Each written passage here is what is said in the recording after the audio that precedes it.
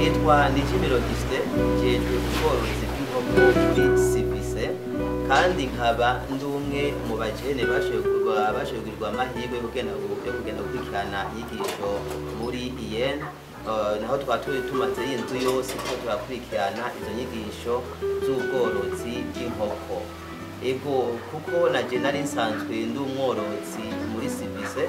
hama maze kugirirwa amahirwe yo kugenda gukurikirana inyigisho z'ubworozi gukarisha ubwenge muri IEN byashoboye kumpa igikorwa kinini cyane rwose ku buryo mbona yuko nashoboye kuhungukira byinshi cyane aho muri IEN. Iyo IEN rero mu ndwi yose twumazemo yashoboye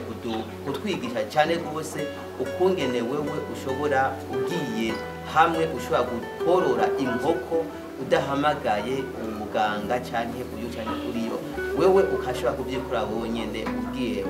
urakoresha kubumenyi wagiye urakura muri IEN. Rero Civise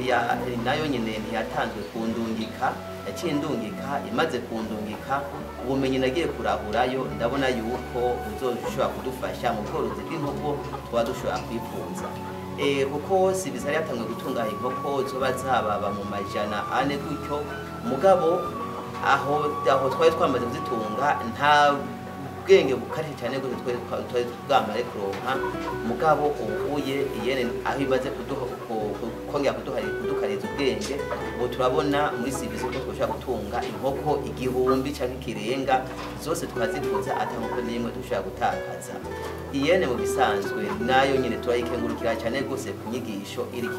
iyi twari yarimaze indwi yose iduha kuko ubuye umuntu aramaze kubona inkoko yiwe uko yo bimeze kose amaze kubona ngene inkoko iri kirafungura cyangwa n'ikirifata tumaze kubona inyigisho nashoboye gukura muri IEN yuko inkoko yo cyambona igwaye uko cyane ikeneye umuti uwunuye. Muri make ndakenguruka cyane rwose ibikorwa bya Civise idashobora gutangwa no kudanyine kuko